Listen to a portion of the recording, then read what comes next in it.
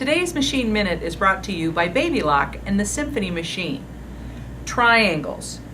You'll find them in many quilt patterns, and often they're formed as a triangle square. Two triangles pieced together on the diagonal to make a square unit. Maybe it's the points, perhaps it's the cutting, but for whatever reason, triangles seem to strike fear in the hearts of many. So today I'm going to share with you a tip to make triangle squares super easy.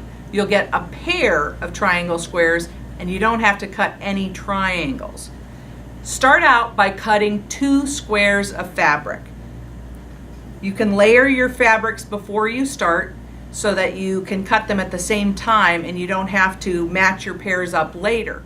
There's only one dimension you need to be concerned with when you're cutting your squares, and that is the finish size that you want to end up with.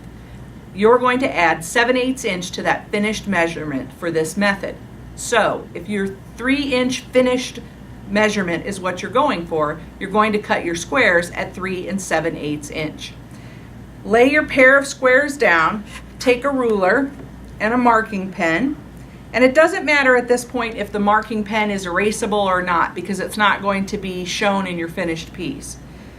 Lay your ruler down from corner to corner on the squares and mark that line.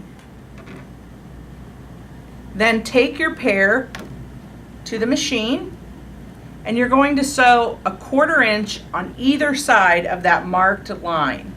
So place your presser foot.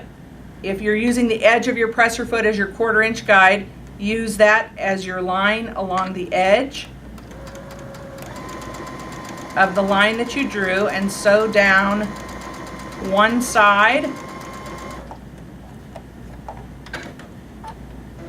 And if you're doing lots of triangle squares, you can chain piece them and just sew continuously one after another, or sew on the other side by turning the piece around. What you'll end up with then is a square where you have the stitching line on either side of the line that you drew. At that point, you can use your rotary cutter and ruler, again lining up on that drawn line. Cut it apart on the line and you end up with 2 triangle squares then that you're ready to press. You'll get a pair of triangle squares by starting out with 2 squares. Remember, you just add that 7/8 inch to your finished triangle square measurement, and that's what you'll end up with for your 2 triangle squares.